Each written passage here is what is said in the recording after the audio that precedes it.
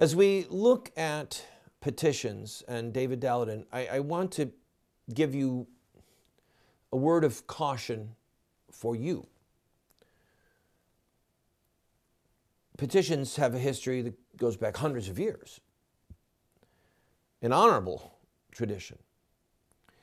The problem is now they have virtually no impact unless it's very local and it's paper copies and somebody whose job is on the line at a very local, very immediate level on an immediate issue. Then they could go, whoa. All right, then they might say, hold on, you got 222 signatures saying that this neighbor who's got 100 cats in her yard, that we've got to deal with it, it's a health issue, we better go look at it. All right, so that aside, in the realm of cyberspace, I think that we can safely say that this petition will not help David Daladin. Here's the problem for you, for me. We are all commanded to remember those in prison as if in prison with them. Jesus said, I was hungry, you fed me, naked, you clothed me. We know that it is our Christian duty to love our neighbors as ourselves, and that means to help them, right? Jesus said, when the Pharisee, willing to justify himself, said, well, who's my neighbor? Jesus said, I'll tell you a story about a man going from Jerusalem to Jericho who fell among thieves and was beaten and robbed and left for dead. And a Samaritan came along, and you know the story. The Good Samaritan saved the man. He risked his life to save him because criminals could have been there and attacked him.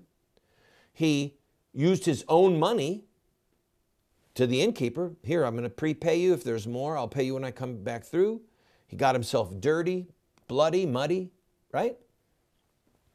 In other words, there was personal cost.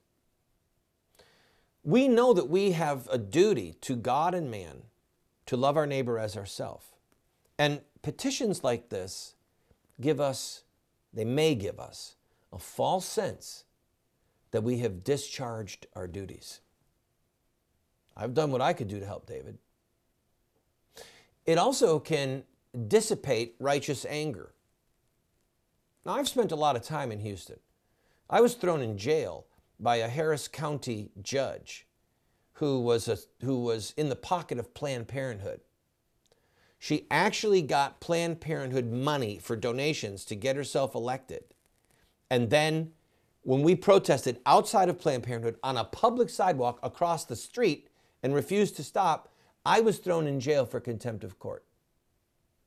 And we lost, and the attorney's fees issued by this judge to me ultimately went to Planned Parenthood's attorneys, and I lost my home, okay? So I know some of the shenanigans that can go on in Harris County.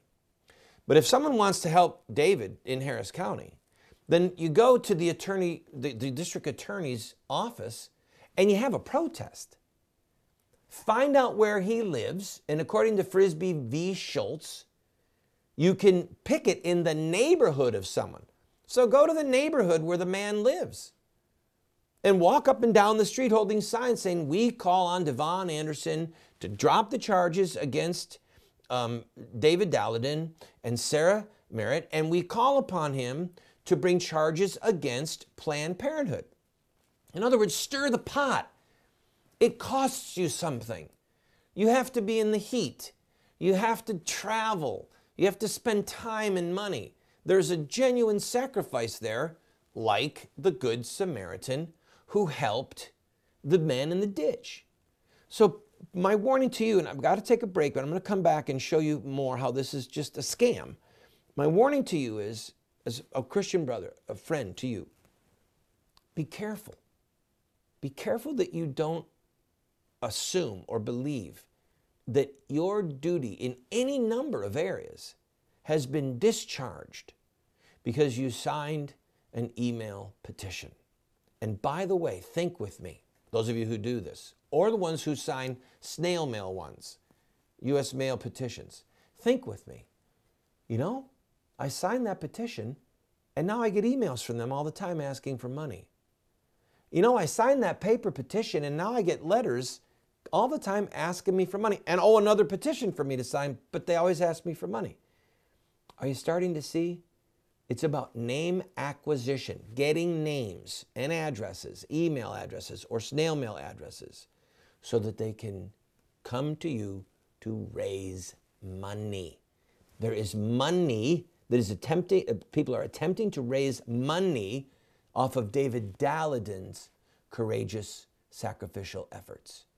I don't seem to remember the Good Samaritan ever trying to raise money for the ministry of helping people dying in the ditch. He just sacrificed, and he did it himself.